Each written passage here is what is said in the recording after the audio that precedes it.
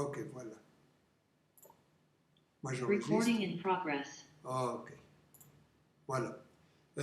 Alors, l'idée de ce deuxième module, c'est une espèce comme de faire une espèce de prise d'horizon, de voir qu'est-ce qui est arrivé avec la première partie, les changements qu'on ressent, etc., pour donner, si nécessaire, un peu plus de directives particulières à chacun. Et après, comment on peut commencer à étendre le système d'Horizon aux gens autour de nous. Que faire, utilisation de certains cristaux si nécessaire, etc.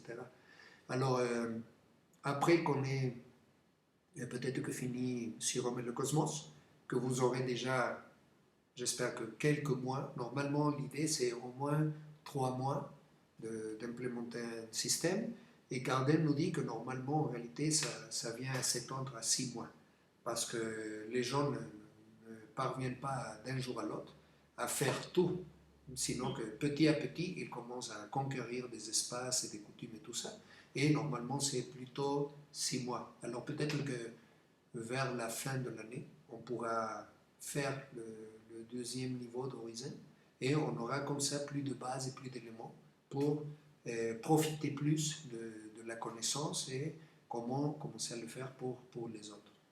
Ok? Alors c'est juste pour que vous sachiez. Alors, je vais montrer mon écran.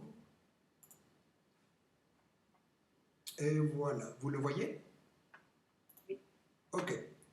Alors, nous avions déjà vu le module de mécanique quantique et le module de astrophysique. D'une certaine façon, l'information sur le fonctionnement de l'énergie et tout ça, on le connaît déjà, plus ou moins. Alors maintenant, le troisième module, on va parler de ce que c'est les entités biologiques. Alors, l'idée, avant tout, c'est savoir que tout va toujours partir d'une unité quantique. C'est-à-dire, l'idée, c'est que dans l'absolu, il y aura toujours on va dire un système analogique, c'est-à-dire un système qui n'a pas de portion, qui est un continu absolu.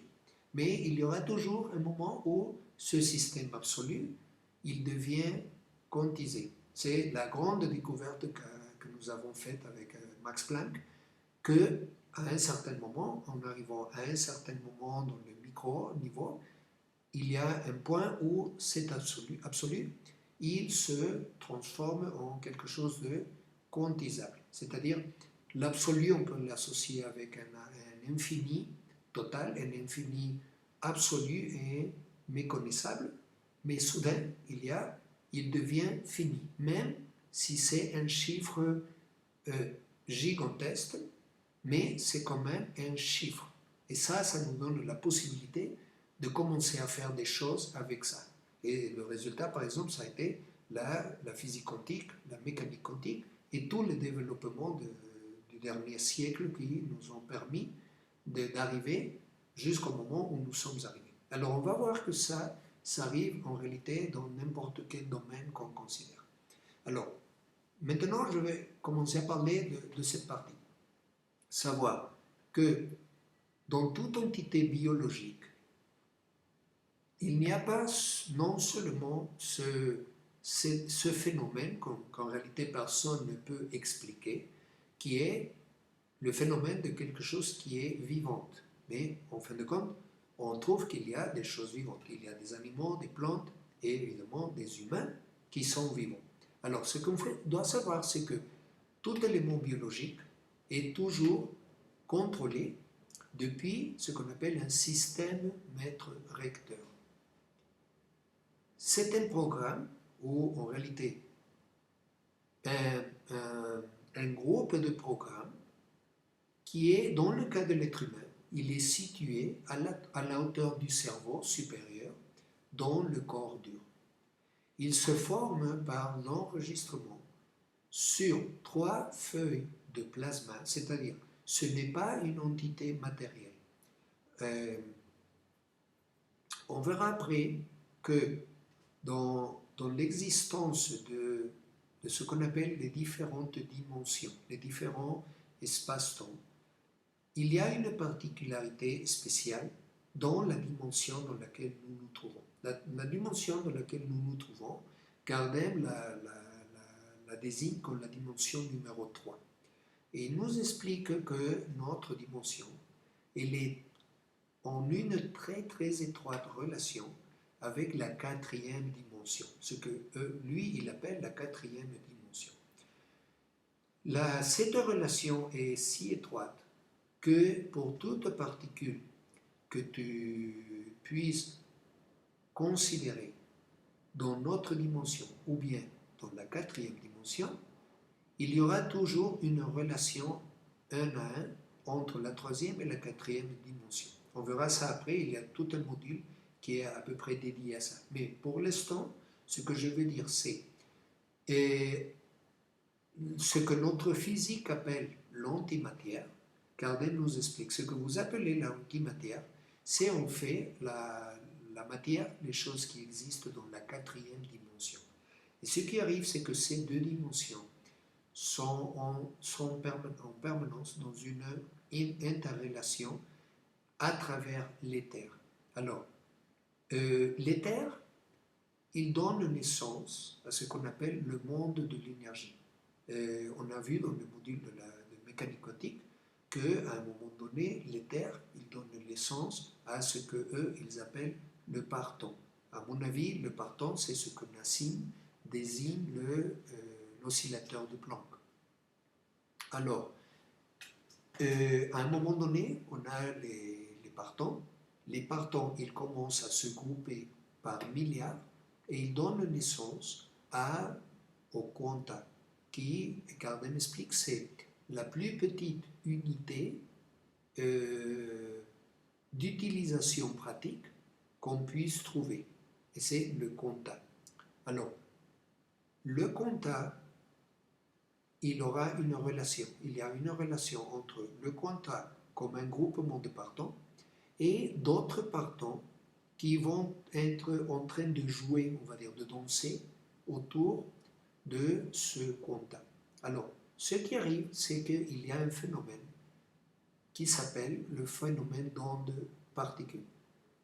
À un moment donné, ces quantas et ces partons, s'ils sont programmés à le faire, ils vont faire une espèce de... Ils vont geler, ils vont arrêter leur danse pendant un instant infiniment petit, ils vont se grouper, et c'est à ce moment-là qu'on verra un phénomène qu'on appelle, nous, la particule. Quelque chose, on va dire, de solide, qui ne se déplace pas, peut-être même qui ne vibre pas. Et juste après un moment infiniment petit, je pense que c'est de l'ordre de la billionième de seconde, tous ces quantas et ces partons, ils vont repartir et reprennent leur danse dans l'éther. Alors on ne le voit plus. Et c'est à ce moment-là qu'on parle d'une onde. Alors, rien n'évite que soit les quantas et les partons, ils se gèlent et deviennent une particule, ou bien ils ne gèlent jamais. Ok? Alors, qu'est-ce que ça veut dire? Un groupement de quantas et de partons qui ne gèlent jamais. C'est-à-dire, ils ne vont jamais donner naissance à on va dire, la contrepartie matérielle. Ça peut arriver. Ce qui ne peut pas arriver, ce qui n'arrive pas, c'est qu'un groupement de partons et de quantas parte à nouveau vibrer dans l'espace. C'est-à-dire, pour toute entité qu'on ressent matérielle, il y aura toujours une contrepartie d'activité qu'on va nommer énergétique.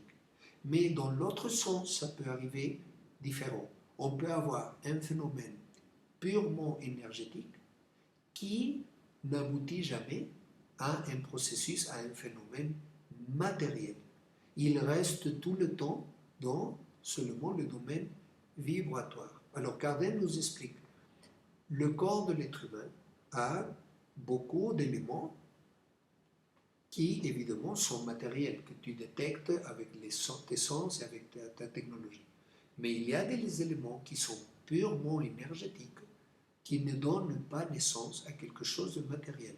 Et il dit, c'est ça, ce sont des choses qu'on n'a pas encore découvertes avec notre science et nos technologies. Et ce qu'on appelle le système maître-recteur est une d'elles. Ce système, il est fait avec 3 éléments qu'on appelle un certain type d'énergie qu'on appelle des plasmas. Les plasmas, ce sont des petits cubes. Ici, on voit une grille, un quadrillage. Il est fait par 8 espaces. Ce sont 64 cubes de plasma et on utilise 3 de ces systèmes et on les superpose. Alors, ça, c'est ce qu'on appelle un système maître-recteur.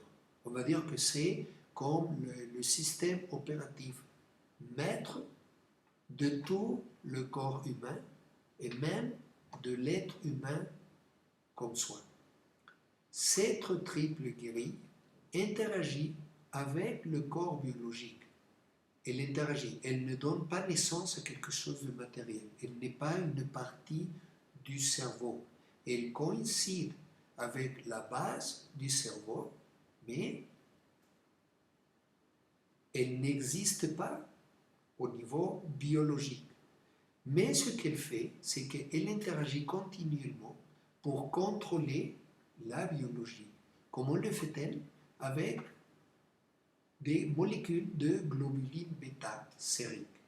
Le globuline bêta-sérique, c'est une molécule synthétisée par le corps humain qui peut être utilisée en de différentes modalités.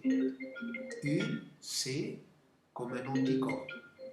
Dans ce cas-là, cette molécule, elle est utilisée comme un neurotransmetteur pour moduler les fonctions du système nerveux et endocrine.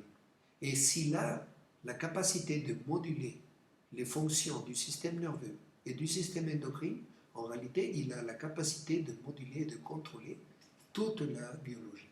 De cette façon, ce qui arrive, c'est qu'on a un système qui se somatise depuis l'action du mental et de l'émotionnel, comme on le va voir après, dans la conduite et dans la biologie humaine.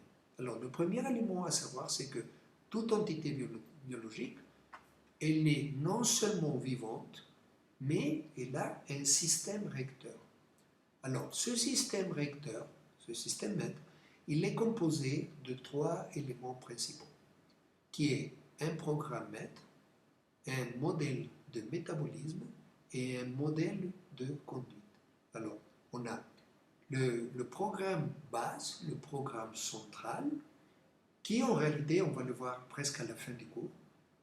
Le programme maître, lui, il interagit continuellement avec toute notre partie divine, avec notre être supérieur.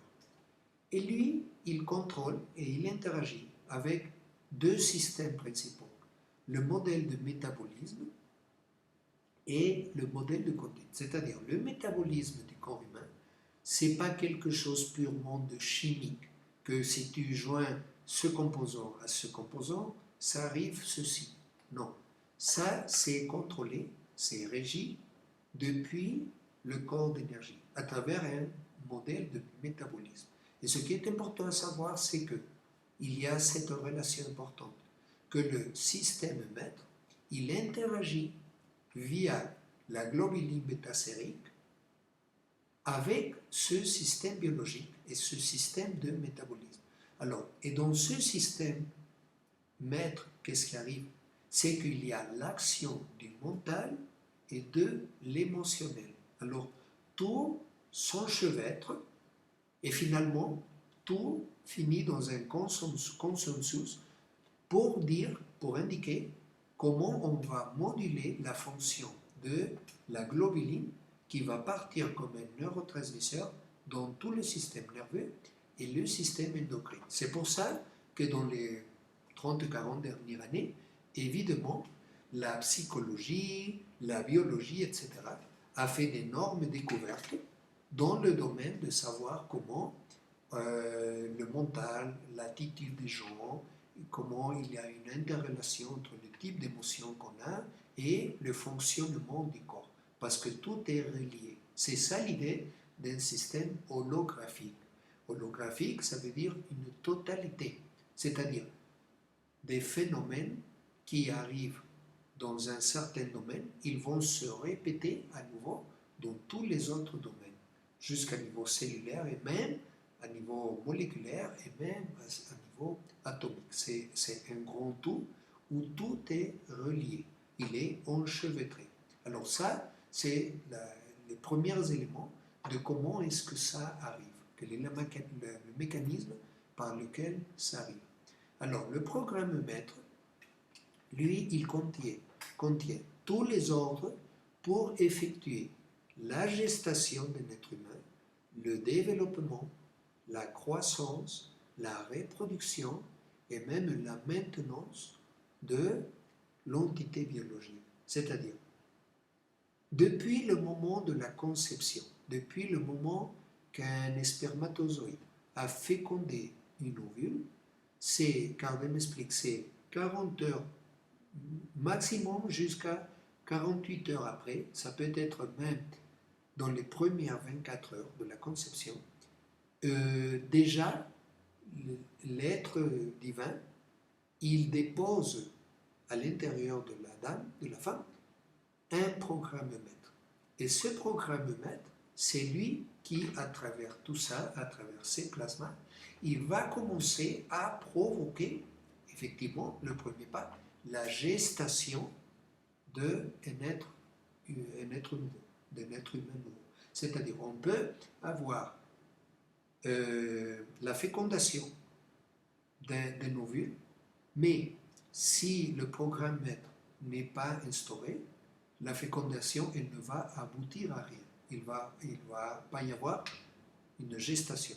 Pour que ça arrive, on a besoin que le programme maître soit instauré à l'intérieur de la femme pour que tout ça, ça se déclenche. Okay?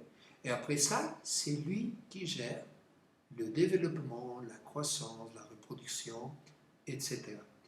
Et deux choses importantes, il nous dit. La première, c'est la maintenance. C'est-à-dire, le même programmeur a son propre programme pour faire la maintenance et la réparation de l'entité biologique. C'est pour ça que si on se casse par lui-même, et il n'aura besoin que d'un peu d'aide, mais c'est lui qui fait la réparation. La biologie moderne elle ne sait pas encore expliquer comment ça arrive. Et ce qu'elle fait, c'est qu'elle décrit qu'il y a des processus qui commencent à se déclencher, des productions de certains collagènes, etc. Mais ils ne savent pas expliquer qui est à l'origine de ça. Si on a une blessure, c'est le propre système de maintenance qui commence à former le caillot, la cicatrisation, la production d'une nouvelle peau et le renouvellement. Mais on n'a pas pu expliquer qu'est-ce qui déclenche ça, pourquoi ça arrive. Kardec explique que ça arrive parce qu'on a un programme de maintenance qui n'est pas présent dans une entité matérielle. Il est purement énergétique. Mais c'est un programme qui existe. C'est pour ça qu'on a toujours la possibilité de guérir, en réalité, de n'importe quelle maladie. Ce qui est nécessaire, c'est laisser ce système de maintenance d'opérer. Parce que Kardec explique, comme nous l'avons vu à Orwisen, on peut l'arrêter par nos habitudes de vie, mais on peut le remettre en marche. Et l'autre élément important, c'est qu'ici, on ne voit pas un programme, par exemple, de vieillissement. Et même, on ne voit pas un programme de mort. Il n'y a pas dans le programme maître un programme, un sous-programme qui va dire ok, maintenant, à partir de ce moment-là, tu vieillis. Quand on a fait tout le décodage de la génétique, deux des choses qu'on avait l'intention de trouver, c'était précisément de trouver les gènes de la vieillesse, parce que l'idée c'était à travers de l'ingénierie génétique de arrêter l'action de ce gène de la vieillesse. Et si, par exemple, si vous rappelez un peu, moi je me rappelle qu'à à peu près dans les années 90, ils ont commencé à apparaître des films qui parlaient un peu dans ce sens-là. C'est-à-dire de produire des gens qui étaient génétiquement parfaits et qui n'allaient jamais vieillir. Je me rappelle d'un qui s'appelait Gattaca, qui parlait un peu de ça, des gens qui étaient en permanence très jeunes. Et il y a une partie de vérité, mais dans la partie dont ils se trompaient, c'est qu'ils pensaient qu'ils allaient trouver précisément le gène du vieillissement. Et ils ont commencé à parler qu'ils allaient développer des produits et des drogues et des choses qui allaient éviter qu'on ne vieillisse. Mais quand on a fini de faire tout le mapping de tous les gènes de la génétique humaine, ils n'ont jamais découvert le gène de la vieillesse. Okay? Et Kardec explique que c'est parce qu'il n'y a pas. La vieillesse, ce n'est pas quelque chose qui doit arriver. La vieillesse, c'est quelque chose qu'on se produit nous-mêmes parce qu'on ne sait pas comment prendre soin de notre entité biologique. Et en comprenant que la entité biologique, à travers ce système d'interaction via la globuline bêta, c'est un système dans lequel est en train d'interagir les émotions, le mental, et on va voir d'autres éléments. Alors, c'est en apprenant comment ça marche qu'on va commencer à révertir le processus de vieillissement. Et bon, la première phase de la méthode pour arriver à ça, c'est précisément Horizon, comme vous êtes en train de le voir. Alors, l'autre élément qu'on ne voit pas, c'est un gène de la mort. Quand une personne, quand un être vivant, il meurt, oui, à l'instant, il y a le déclenchement de la production de ce qu'on appelle des enzymes de la mort, comme la cadavérine ou l'histidine, etc. Mais on ne sait pas, on croyait que ça s'était déclenché par l'activation d'un certain gène, le gène qu'on appelait le gène de la mort. Alors on pensait qu'on allait pouvoir aussi, par des moyens génétiques, de pouvoir bloquer pour toujours l'action du gène de la mort, et comme ça les gens n'allaient jamais mourir. Et à nouveau, Kardec nous dit, en partie c'est vrai, parce que ce que tu dois savoir, c'est qu'en essence, depuis ta programmation maître, tu n'es pas programmé pour mourir jamais. On est en essence des êtres éternels. C'est-à-dire, dans le domaine énergétique, dans le domaine holographique, on est au fait pour être des êtres éternels qui ne meurent jamais. Ce qui arrive, il dit, c'est la façon d'aboutir à ça, ce n'est pas de trouver, parce qu'il n'existe pas non plus, un gène de l'éternelle jouvence. Ce qu'il y a, c'est simplement savoir deux choses. La première, c'est savoir comment prendre soin de nous-mêmes, de soi-même, mais d'une façon intégrale. Et l'autre partie qui est en réalité la plus fondamentale, à savoir, et c'est ça ce qu'on verra dans le dernier module, c'est en réalité, on meurt quand on a besoin de mourir. Et alors, dans le 8e module, on va expliquer comment est-ce que ça arrive, c'est plutôt qu'on a besoin de mourir qu'on doit mourir. C'est pas parce qu'on meurt parce qu'on doit mourir. Non, c'est parce qu'on a besoin de mourir. Mais on va expliquer le contexte dans lequel tout ça applique. Après ça, on a le modèle de métabolisme. Alors je disais, c'est un système formé par 3 grilles superposées. Alors la première, c'est le programme maître. La deuxième, c'est le modèle de métabolisme. Ce modèle, il reçoit ses ordres de travail du programme maître pour la régulation de tous les paramètres métaboliques agissant dans l'organisme. Les biorhythmes, les niveaux d'hormones, les enzymes, le système d'homéostasie, homéostase, et il y a des centaines de programmes et de paramètres métaboliques différents qui fonctionnent à tout moment dans tout notre corps. C'est un système hyper complexe. Ici, pour le moment, ce que je mentionne, c'est si on voit un peu de plus près ça, on voit que maintenant, dans les cubes de plasma, il est en train d'apparaître des symboles. Regardez m'explique. Ces symboles, c'est une espèce comme des récepteurs de membrane. Ce sont des figures qui ont évidemment une certaine géométrie qui croisent tout le cube de haut en bas. Et ce qui arrive, c'est qu'il y a des énergies qui continuellement arrivent par-dessus et ils vont être tamisées en passant par chacun des cubes. Et ce qui arrive, c'est que le symbole, il module la forme de vibration, la forme d'onde qu'aura les énergies qui sont en train d'arriver par-dessus. Alors, ça, il nous dit, ça c'est une façon hyper simpliste d'expliquer ça, mais il nous dit, ça vient à être un programme code comme les programmes que vous utilisez dans les ordinateurs pour programmer des pages web ou bien de sites mobiles, etc. C'est la même chose ici.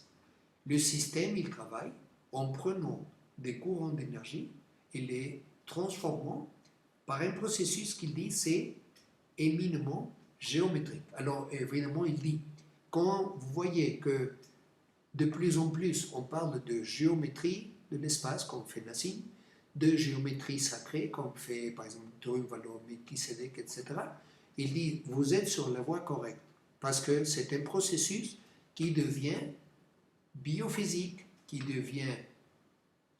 suit un modèle mathématique très très précis, mais évidemment il ne nous a pas donné plus de profondeur dans ces informations. Mais une chose qu'il nous a dit, dans le modèle de métabolisme, vous voyez qu'il y a des symboles qui sont différents à celui-là. Okay? Et je me rappelle, ça m'arrive de me rappeler, pour le cas d'Orizen, j'ai déjà, à Sophie, je t'ai déjà donné un petit cahier de notes. Et comme, oui, je sais, mais juste pour que vous sachiez, tu sais aussi, Véronique, quand il sera prêt, quand Sophie l'aura revu et tout ça, corrigé, je vais le poster dans le chat. Et là, il y aura le résumé de tout ce qu'on a vu dans Horizon. Il y a aussi un petit carnet de notes, il est un peu plus long, c'est plutôt même un petit livre, mais je suis en train déjà de le traduire. Il y aura aussi des notes avec ces dessins pour le surhomme et le cosmos. Alors, ne vous inquiétez pas juste maintenant de ne pas avoir tous les dessins, les détails. Après, vous pourrez avoir toute cette information. Mais ce que je veux dire ici, c'est si on voit chacun de ces symboles, Kardec dit que les symboles qui remplissent le modèle de métabolisme, ils s'appellent des runes. Et pour ceux qui ont étudié la table d'émeraude de Hermès, il dit les connaissances qui se trouvent dans la table émeraude d'Hermès, c'est l'information de comment fonctionne le modèle de métabolisme du corps humain. Évidemment, il nous dit, comme ces informations, ces connaissances d'Hermès, elles ont été versées il y a à peu près, je pense que dans le cas d'Hermès, je crois que c'est 16 000 années auparavant. Ce sont des informations très très très anciennes qui, dues au passage du temps, elles ont tombé dans ce qu'on appellerait le téléphone en panne, c'est-à-dire de génération en génération, l'information elle commence à se dévirtuer un peu, il y a des déviations, parce qu'il dit originellement, toute l'information de comment fonctionne le modèle de métabolisme, c'est un système complet, dans un système de base scientifique évidemment, qui est basé sur des mathématiques quantiques, de la programmation de l'ingénierie de systèmes.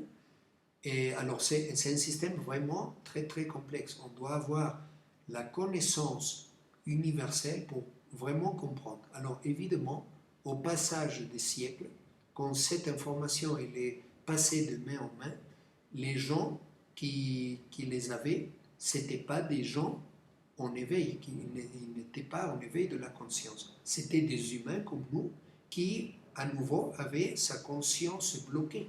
Alors, ils ne savaient, ils ne comprenaient pas tous les aspects mathématiques, etc. C'est comme essayer de lire une formule chimique ou une équation de mécanique quantique sans comprendre son savoir de mathématiques. Alors, on voit plein de symboles et on ne les comprend pas. Et à un moment donné, il y a des gens qui disent « Oh, tu sais, ce symbole, je pense que ce n'est pas important, ça doit être une tâche. » Alors, ils commencent à enlever les symboles d'intégrale, de summatoire, etc.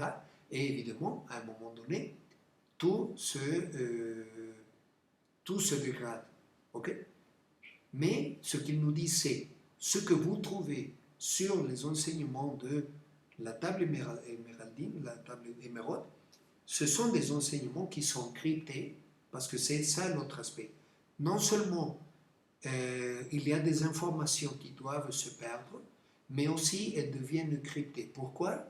Pour que précisément, si à un moment donné, cette information tombe entre les mains de quelqu'un qui est vraiment intelligent, mais qui n'est pas éveillé dans le domaine d'une conscience de l'amour, invariablement, ce qu'il va faire, c'est essayer d'utiliser ça à son avantage pour dominer et contrôler les autres. Alors, tout ce qui est des informations d'un ordre supérieur, elles sont destinées d'une façon ou une autre à ou bien à disparaître si c'est nécessaire, ou bien à être cryptées, à être codifiées pour que n'importe qui ne puisse accéder à elles. Que seulement ceux qui ont véritablement le cœur dans la main puissent commencer à comprendre ces informations. Le fait que Kardec nous commence à donner toutes ces informations et même voir la ressource de la médecine quantique, les cristaux et tout ça, ça obéit au fait que maintenant, à nouveau, après 26 000 années, l'humanité, elle commence à aboutir on va dire à la mérite d'accéder à nouveau à ces connaissances. Et c'est pour ça qu'ils ont apparu à ce moment-là pour commencer à nous donner les choses bien transparentes, sans cryptage, sans codification, et évidemment à ceux qui sont prêts à les recevoir. Okay? Mais moi, je n'ai jamais eu le temps de me mettre à essayer d'étudier directement les enseignements de la table d'émeraude d'Hermès, mais je sais qu'il y a des livres, il y a des ouvrages dans lesquels on parle, mais je le mentionne tout en passant, si est-ce que vous savez, si est-ce que vous avez intérêt ou si vous l'avez déjà fait, mais il y a maintenant cette piste additionnelle, que toutes les connaissances qui se trouvent là, c'est en réalité pour parler seulement du modèle de métabolisme du corps humain et en général de tout être vivant. Après ça, on a le troisième élément qui s'appelle le modèle de conduite. Alors, ici, pardon, j'ai fait une grosse gaffe, j'ai inverti. Le modèle de métabolisme, si vous le voyez de près, ce n'est pas des runes, c'est des hexagrammes. Ici, ce qu'on voit, c'est les 64 hexagrammes de Li Ching. Alors, je me suis complètement trompé, mes excuses, ça arrive ici. Dans le modèle de métabolisme, ce qu'on a, c'est aussi on peut le considérer comme des runes, mais Kardec dit, dans ce cas-là, il ne s'appelle pas des runes. Ils s'appellent, ils appellent ça des codes génétiques, mais pour plaire à la majorité des gens, ils disent ce sont les hexagrammes. Ici, on trouve les 64 hexagrammes de ce qu'on trouve dans le I Ching. Le I Ching, c'est un système, il n'a pas été donné. Bon, ce qu'on trouve de l'enseignement de l'I Ching, dans ce cas-là, dans notre cas, il ne provient pas d'Hermès. Il provient de notre maître. Et lui, il a donné cette connaissance, c'est le maître Lao Tse, il a donné cette connaissance il y a, je crois, il y a 10 000 ans. Et cette connaissance, ce savoir a été donné dans la région de la Chine, la Mongolie et l'Inde actuelle. C'est dans cette région que cette information a été donnée. Elle a été donnée par Lao Tzu et quand Lao Tzu a connu, a reçu toute cette information, c'est au moment où lui, il a abouti à sa transformation d'un être humain à un être surhumain. On va dire que ça a été un peu comme sa thèse de graduation. Je ne sais pas si en France, mais je pense que ça marche de la même façon. Ici au Mexique, quand on finit sa carrière universitaire, on doit faire un travail qu'on appelle une thèse. On doit faire un travail d'investigation on doit présenter devant des gens pour, à travers ça, obtenir son titre universitaire. Je ne sais pas comment ça s'appelle en français, mais je suppose que c'est un peu la même mécanique là-bas. Alors, on va dire que pour Lao Tzu, sa thèse, son examen de graduation pour se transformer d'humain en surhumain a été de faire un ouvrage, un résumé de comment fonctionne le modèle de métabolisme. Et c'est ça qui est abouti à la connaissance de Li Ching. Et évidemment, il y avait beaucoup de choses. Okay? Ça est arrivé à peu près il y a 10 000 ans par la voie de Lao Tzu dans la région de la Chine. Après ça, le cas du modèle de la conduite. Le modèle de la conduite, c'est le troisième élément. Lui, il contient, comme on a vu dans Orizen, on a vu, il contient les éléments qui régulent le comportement humain. Dans Orizen, on a parlé de le schéma de conduite. Vous vous rappelez l'hexagone qui avait des différentes couleurs et tout ça. On va dire que ça, c'est l'autre élément du schéma de conduite. Qu'est-ce que c'est ce système aussi de 8 espaces? Et dans ces 8 espaces, ça, c'est ce que Kardec appelle des runes. Et ça, en particulier, c'est ce qu'on trouve dans les connaissances de la table des Mérodes. Ça, c'est une connaissance que le maître Hermès, il a donnée à l'humanité il y a 16 000 années. Dans son cas, ça n'a pas été une thèse de graduation du niveau de l'homme au surhomme. Ça, le maître Hermès, il était déjà un maître ascensionné à cette époque-là, mais il a donné ces informations et à travers une école qui, à ce moment-là, existait dans ce que c'est notre actuelle Égypte, dans ce qu'on... Il coïncidait, il se trouvait, où se trouvait originellement, je crois que c'est le cas, où se trouvait la bibliothèque d'Alexandrie. Mais ça n'a rien à voir avec les Égyptiens actuels. Okay? C'est simplement qu'à ce moment-là, il y avait des centres d'études qui étaient là pour assister à l'évolution de l'humanité. Et il y a un autre cours où je parlerai plus en détail de tout ça, de tout ce qu'on appelle ces centres d'études. Okay? Alors, cette information, c'est un peu la même chose. Qu'est-ce que c'est ces symboles?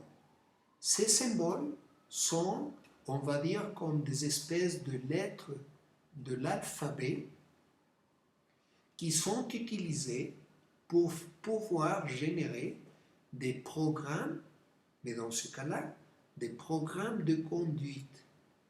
Alors comment fonctionne ça? Quand on se trouve face à une situation, on doit répondre à la situation.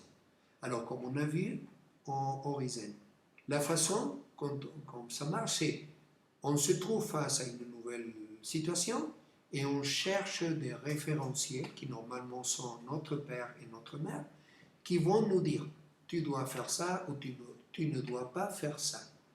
cette instruction de tu dois faire ça, tu dois saluer le monsieur, tu dois lui donner une petite étreinte et tu dois l'embrasser. Ok. Tout ça, c'est quelque chose que nous, on le dit dans une phrase, soit en espagnol, en français, en chinois, en n'importe quoi. Mais comment est-ce que ça reste enregistré physiquement dans notre schéma de conduite? Le schéma de conduite, il n'a pas de petits bouts de papier qui disent spécifiquement tu dois saluer le monsieur de cette façon. Ce qu'il y a, c'est des séquences. Évidemment, Carden ne nous a pas expliqué plus en détail, mais c'est un peu comme ça. Ce sont des séquences basées dans ces symboles, et c'est ça qui reste enregistré dans le modèle, finalement dans le schéma de conduite, dans l'hexagone que nous avons vu déjà avant. Alors, le processus est un peu similaire, on va le voir après un peu plus. C'est des énergies qui voyagent un peu partout.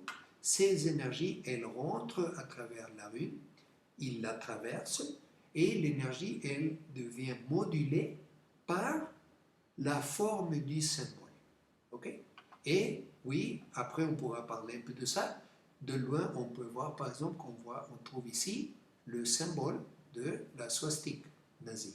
On trouve par exemple l'étoile à 6 pointes des Juifs. Oui, parce que ces éléments, ils aboutissent aux paramètres culturels d'une personne et aussi du peuple et même de la race et même de la culture et même de la religion auquel il appartient. Parce que tout ça, c'est codé à partir de ça. On peut penser que ça, c'est un peu comme l'alphabet d'interprétation de la vie et de comment on va répondre dans la vie. Ok.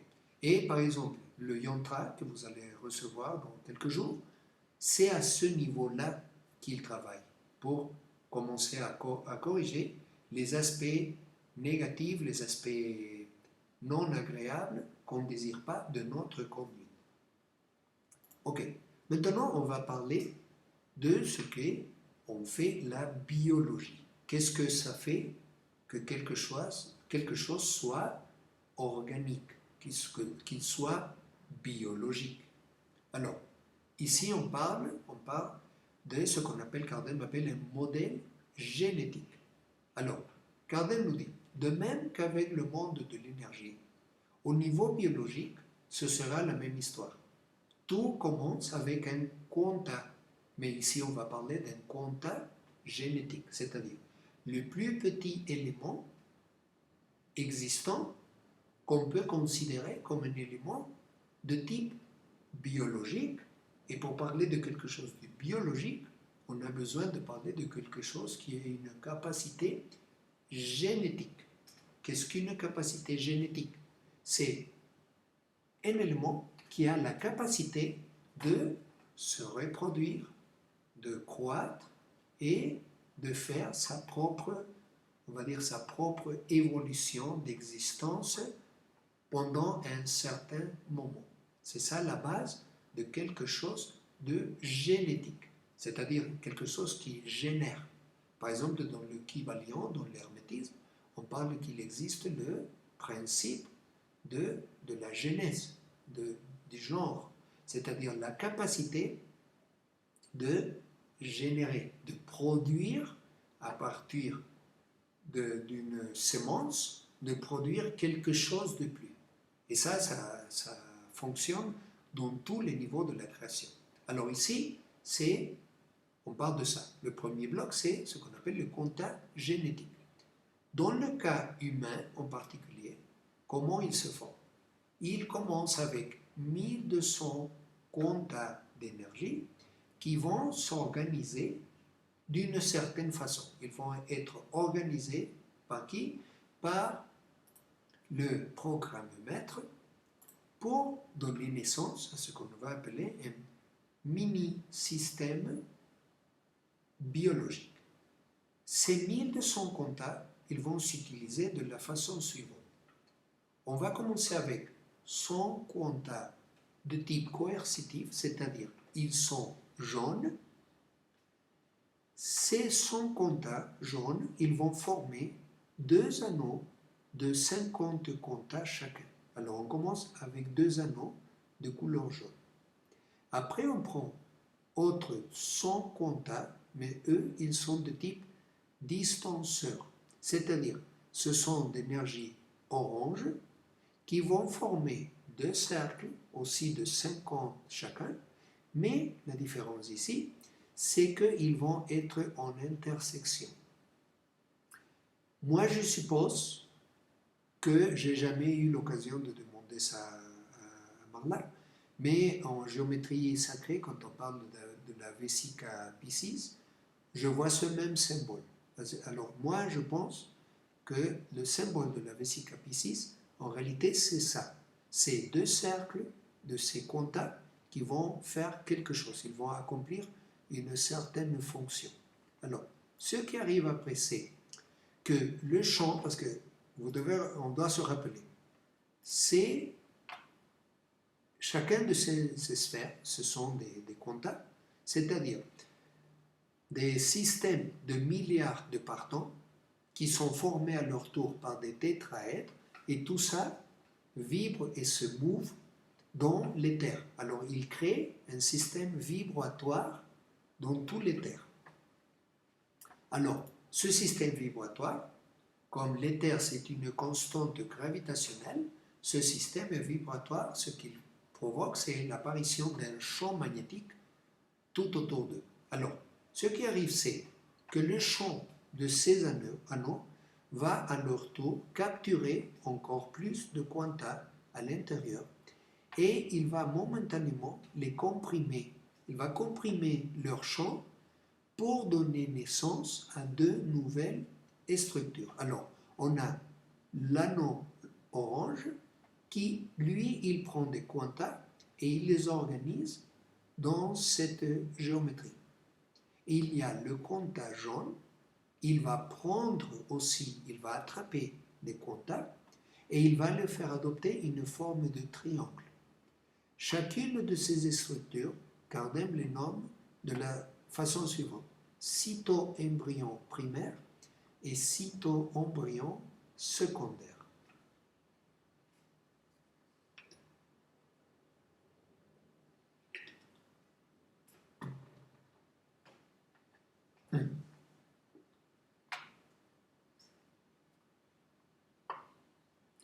Alors, qu'est-ce qui va arriver?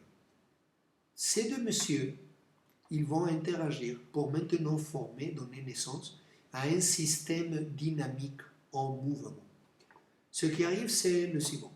C'est que 2 cyto-embryons primaires et 4 secondaires, les primaires ce sont des oranges, les secondaires sont des jaunes. 2 et 4 s'organisent pour former un circuit qui en fin de compte aura un total de 600 contacts. 200 des primaires et 400 des secondaires. Ces 600 contacts vont rester fixes et ils vont être toujours en train de trimballer, de jouer avec 600 contacts qui vont être continuellement en déplacement. Ces contacts, ils auront leur champ ouvert. Ces partants individuels seront dispersés momentanément. Alors ici, vous voyez ces petits points, c'est ça. Ce sont les quantas qui, au lieu d'être groupés, ils vont demeurer dispersés. Et ce qui va arriver, c'est qu'ils seront envoyés vers l'autre cyto-embryon. Alors, on prend un partant, on l'envoie ici. Le partant, il est ouvert. Pardon, le quanta, il est ouvert en 600 partants individuels. Et après, ce que ce monsieur va faire, c'est qu'il va les regrouper à nouveau et il va les envoyer de retour ici. Alors, les quantas jaunes, ils vont être envoyés ici. Ici, ils seront ouverts. Lui, il prend les quantas jaunes groupés, il les envoie dans l'autre. Lui, il les ouvre, il les sépare et il le reconstruit à nouveau. Alors c'est un système de rétroalimentation continuelle dans lequel les contacts, d'un côté, ils vont être ouverts, puis les autres, ils vont être regroupés, ils vont être envoyés de retour ici, Et c'est comme ça une machine en fonctionnement perpétuel. Alors, tout ça, qu'est-ce qui va arriver? Les deux cytoembryons, ils vont rester proches l'un de l'autre. Ils vont former ce qu'on appelle un champ composé tout autour d'eux. Ce champ composé ne va pas permettre que tous ces éléments-là, tout ce groupement de 1200 contacts, ils se dispersent dans l'éther. Ils vont se maintenir à l'intérieur et dans cette dynamique. Le processus se répète constamment avec les 600 contacts dans un cycle de rétroalimentation.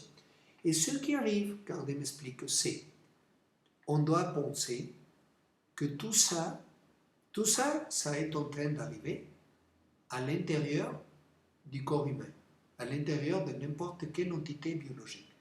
Continuellement, on a une partie des quanta quinoformes qui sont organisés spécifiquement dans le domaine de ce qu'on appelle notre quanta biologique. Et ce quanta biologique, il fait toujours ça continuellement, mais tout ça arrive au milieu de quoi? Au milieu de l'éther qui nous entoure. Et dans cet éther, on a par exemple les vibrations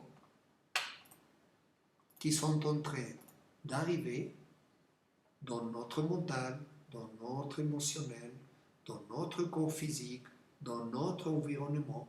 Tout ça est en train de s'additionner à la modulation de la molécule de globuline bêta-sérique. Alors, ce qui arrive, c'est que ce quanta génétique, biologique qui nous conforme à la base, en réalité, c'est un système de processus d'information de tout ce qui est en train d'arriver autour de nous. Okay? Alors, ce que je veux dire, c'est que ce petit système, c'est un système qui est en train continuellement d'enregistrer tout ce qui est en train d'arriver autour de lui. Nos pensées, nos cadres de croyances, nos émotions, absolument tout ce qui est en train d'arriver aboutit à une information qui se reproduit vibratoirement dans l'éther, et cette vibration, elle est continuellement enregistrée dans le quanta biologique. Alors, la prochaine fois, on va continuer à voir qu'est-ce qui arrive avec cette information qui est enregistrée et comment elle commence à être transférée physiquement, comment elle donne naissance à ce qu'on appelle, nous, notre génétique, notre molécule d'ADN et tout ça. Ok? Est-ce qu'il y a des doutes? Des questions? Donc, juste le nom nommé, ruine ou ruine, j'ai pas compris les petits cubes, ça s'appelle des rues ou des runes, le lien entre oui, non, ce sont des runes, R-U-N-E-S. D'accord, comme ce qui existe avec les petites pierres qui s'appellent des runes. Exactement. Quand tu vois, par exemple, il y a des runes celtiques, il y a des runes anglaises, il y a ici, par exemple, moi j'ai des runes mayas, il y a des runes aztèques. Tout ça, Kardec m'explique, ce sont des dérivations culturelles des runes originelles qu'a donné, qui opèrent, qui fonctionnent dans le système, l'élément de comportement, le modèle de conduite original.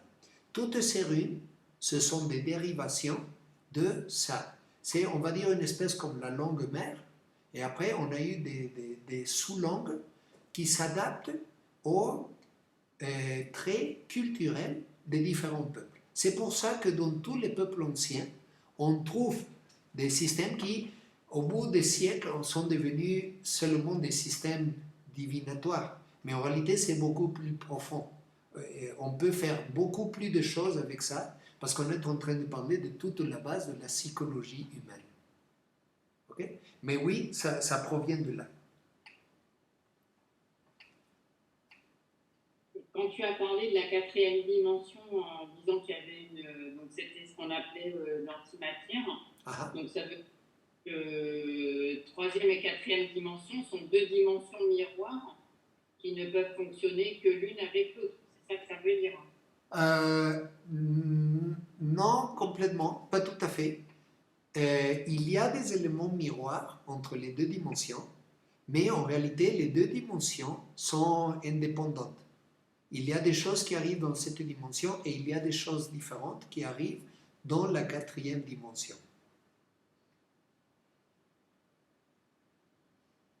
Évidemment, Kardec, il a dit, ce que vous appelez, ce que vous avez conçu comme l'antimatière et ce que vous pouvez faire avec l'antimatière, il dit seulement, ça, ce sont des choses que vous êtes en train de faire avec la quatrième dimension. Mais évidemment, il nous dit, ce que vous savez sur la quatrième, sur l'antimatière, c'est à peine un petit bout de ce qui est en train en réalité d'arriver. Il y a beaucoup plus de choses. Mais il nous dit, ces choses que vous voyez qui arrivent avec l'antimatière, parfois des particules qui disparaissent et que vous essayez d'expliquer qu'il y a de l'antisymétrie et tout ça, c'est le début de commencer à découvrir que ça existe, la quatrième dimension. Ce sont des choses qui arrivent avec la quatrième dimension.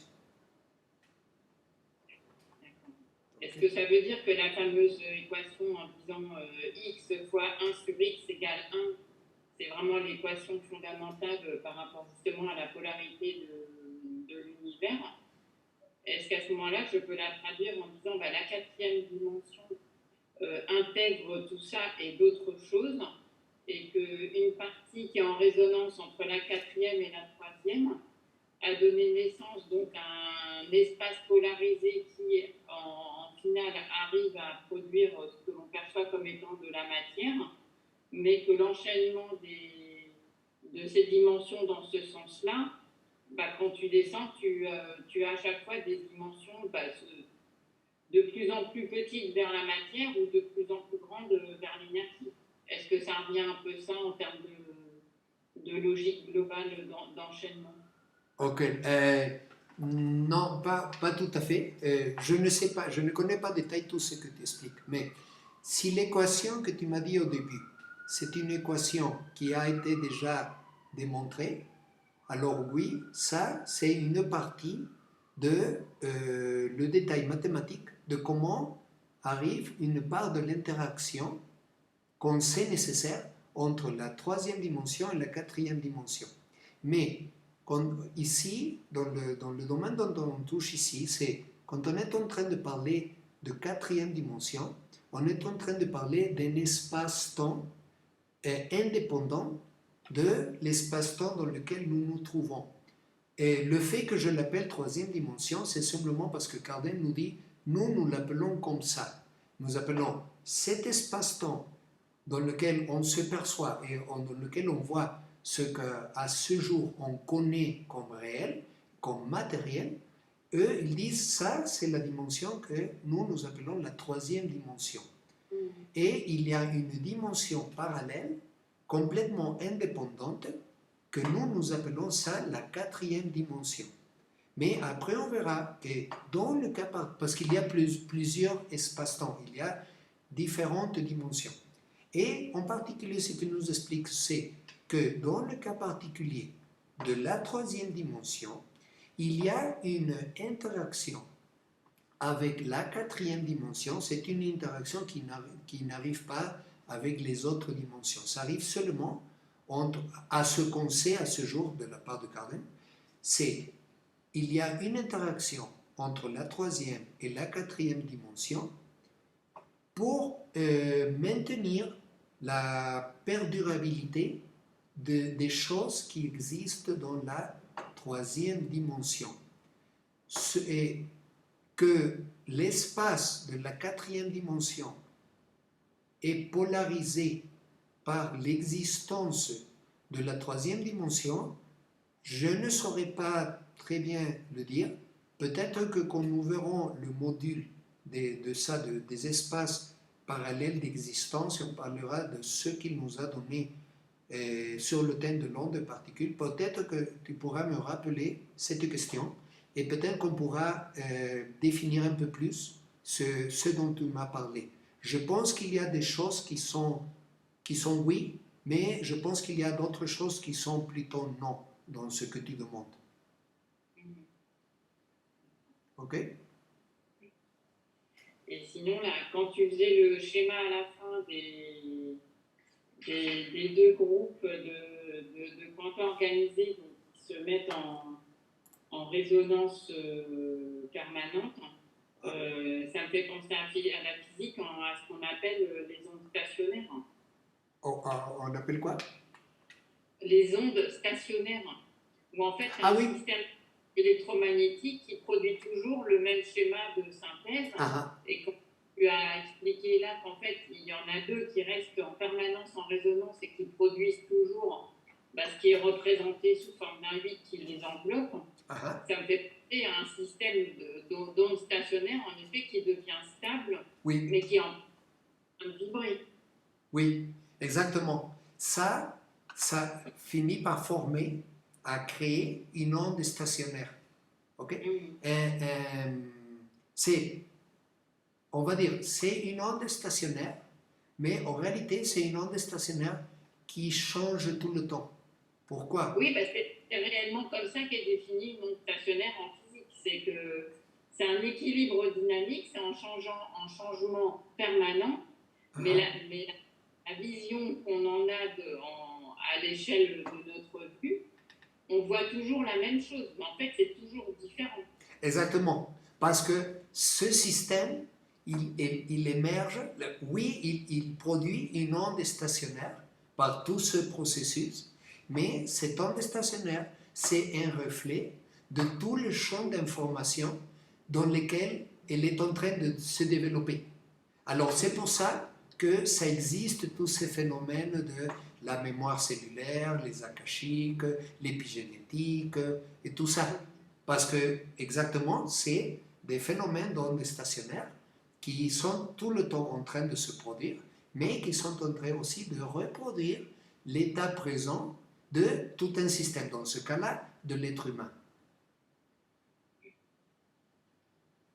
Et là, le fait que justement le composé à la base soit deux éléments qui sont au final à la naissance de la polarité, je suppose un peu après de tout l'aspect masculin-féminin et de toutes les décompositions qu'on peut faire de plein de choses sur l'aspect polaire de notre espace. Exactement, oui. Parce que depuis le début, quand on a vu mécanique quantique, qu'on a vu qu'il y avait cette force qui arrivait soudain dans l'éther pour le fractionner, et ça donnait la naissance à comme des explosions dans lesquelles on a la création des sphères et des cubes.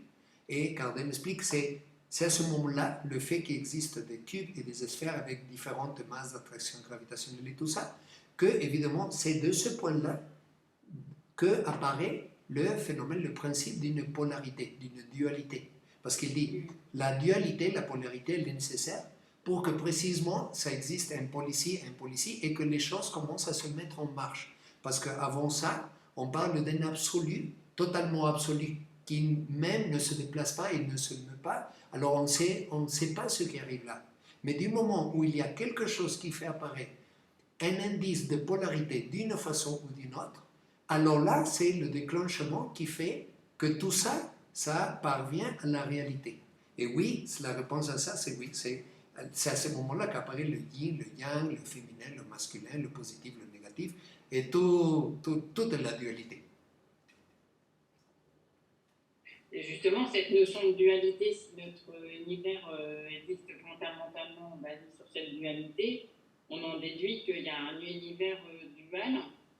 Mais même si à ce moment-là, cette troisième dimension fondamentalement duale est en résonance avec une partie de la quatrième dimension, ce qu'on pourrait dire comme l'univers complémentaire de ce qu'on voit comme étant de la matière, à ce moment-là, ça fait partie de la troisième dimension, plus comme ce qu'on appelle l'antimatière, pour vraiment avoir cet équilibre polarisé, comme les deux qui oscillent en permanence, mais au final, on a une vision stable, comme nous, on a une vision stable de choses qu'on voit comme de la matière, alors qu'en fait, que des mouvements d'électrons hyper rapides. Mhm. Et donc, ça serait plutôt ça qui ferait donc l'ensemble de la troisième dimension avec cette notion de miroir pour justement avoir, comme les deux là qui oscillent en permanence, cet équilibre qui permet d'avoir un système polarisé stable. Ça serait plus dans cette logique-là, peut-être. Oui, quelque chose me dit que oui, ça n'a pas été quelque chose que Gardner m'a spécifiquement expliqué, mais oui, je suppose que soit dans une certaine mesure, ça doit être comme ça. Parce que tout à l'heure, quand on voyait ton schéma avec les symboles sur les cubes, on voyait bien qu'il y en a plein qui étaient en fait une symétrie inversée. Quand tu as parlé Oui. De la gammée, on a les deux sens opposés. Il y en Oui. a plein, on voit bien des triangles, le haut, le bas, qui correspondent à ce qu'on appelle aussi le masculin-féminin avec la pointe vers le haut, la pointe vers le bas. Oui. On voit bien quand toutes les symétries dont on parle, et on voit derrière en vert la symétrie entre le 2 et le 5, Mhm. même si ce n'est pas des 2 et des 5, mais c'est bien ce qu'on retrouve d'ailleurs dans les différentes symétries complémentaires des particules et des nombres. Oui. Où justement, on associe les particules et les nombres avec les mêmes types de symétrie de rotation, symétrie au bas, symétrie en diagonale. Oui. Et on a et là, bon, dès que j'ai vu ça, ça m'a frappé de suite. Quoi. Oui, ok. Oui, oui, exactement. C'est très logique. Je ne m'avais pas arrêté à ce niveau de détail. Mais oui, ce que tu dis est totalement vrai. Et oui, ça interpelle quand on a un mathématicien, un physicien comme toi qui voit, tu vois d'autres choses. Alors oui, sûrement, c'est ça. Kardec ne s'est pas attardé à expliquer ça parce qu'il voit plutôt l'aspect de conscience et de biologie. Mais oui, c'est évident, c'est vrai, ça arrive aussi avec les hexagrammes du I Ching. Oui. Il y a évidemment toute cette symétrie. Même Nassim, dans ses films, il le montre comment, à partir de là, ça se forme le tétraèdre et tout ça. Oui, évidemment, c'est ça, parce que Kardec l'a dit. Ça, la base de tout ça, c'est avant tout un modèle de base mathématique, un modèle biophysique avec une mathématique bien précise. Pas comme les biologistes actuels qui ils n'ont pas vraiment une idée de ce qui arrive, mais oui, c'est ça. Alors sûrement, ce que tu dis, ça doit être présent ici. Oui, c'est pareil, on voit un même symbole, en fait, il est sans rien autour, après il est entouré d'un cercle, entouré d'un carré. Oui. Et ça me fait tout de suite penser justement à cette opposition matière-antimatière. Et surtout peut-être même au son, je peux entendre le son parce qu'il y a du silence avant et après. Mm-hmm. Et donc, et même justement, là, comme je me suis mis au solfège il n'y a pas longtemps, il y a 8 échelons pour indiquer des durées de notes, donc avec du son, et 8 échelons pour indiquer des durées de silence. Okay. Et c'est l'association des deux. Et là, moi, quand je vois les symboles avec rien autour, c'est vraiment dans cette notion-là où il y en a un, je vais plutôt voir le son, et l'autre, je vais plutôt voir le silence. Mais en fait, j'ai la même chose. Il suffit d'inverser la vue, et en fait, dès que j'ai vu ça, ça m'a fait penser à plein de choses comme ça. Waouh! C'est hyper intéressant. Oui, ça doit être ça. Et éventuellement, je vais rechercher, parce que Kardec m'a donné la signification de chacune de ces symboles pour être utilisés comme des lettres pour régir, dans ce cas, la conduite, pour indiquer la forme de conduite.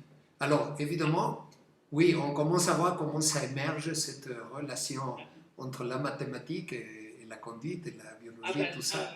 Oui, et ce sont des domaines, des niveaux complètement différents, mais on est en train de parler aussi de la même chose. Alors oui, c'est hyper intéressant, je n'avais pas vu ça. Mais oui, c'est vrai. Et je suppose que, évidemment, Kardec ne nous a pas donné tous les détails, évidemment. Mais c'est très intéressant ce que tu dis. Je vais chercher plus d'informations sur ça et j'essaierai de l'avoir pour une autre des Oui, séances. parce que je suppose que comme au-dessus, tu as les 64 symboles du Yixing, c'est qu'ils sont tous associés à un comportement dans le livre du Yixing. Ah, Il y a forcément, enfin, il y a un lien direct. Bah oui, alors là, ça m'intéresse super.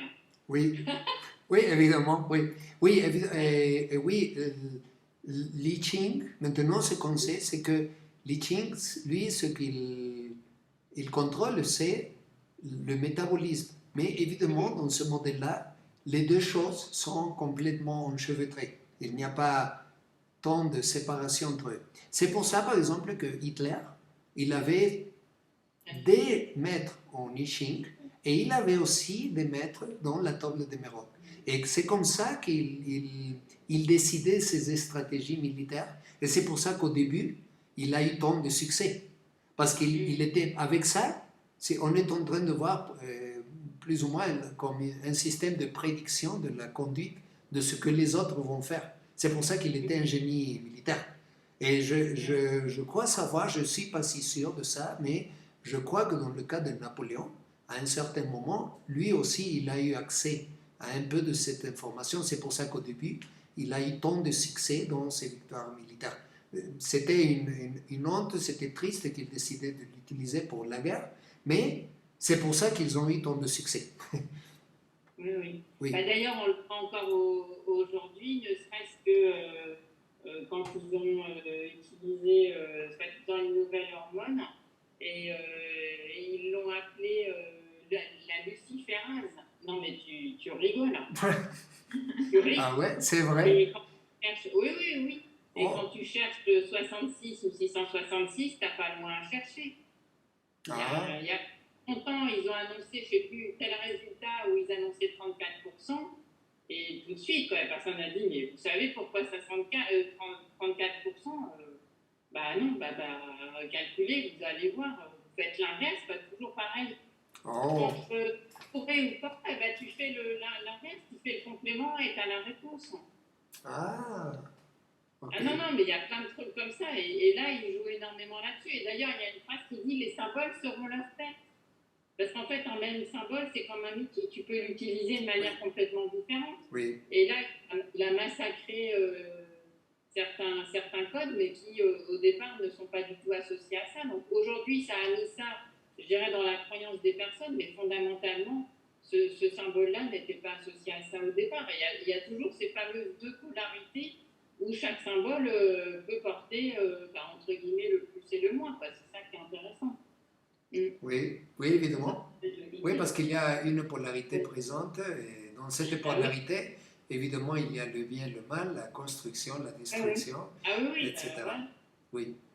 C'est ça qui est super intéressant, et pour moi, justement, le passage à la dimension supérieure, et comme tu l'expliquais au tout début, quand on a une autre sorte d'amour qui peut intégrer l'ensemble, ça permet d'envelopper ces deux polarités au-delà du jugement.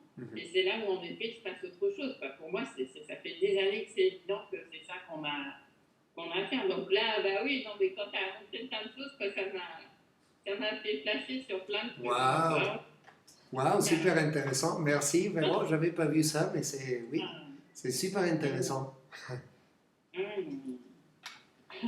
Excellent. Bon, alors, ce sera tout pour aujourd'hui.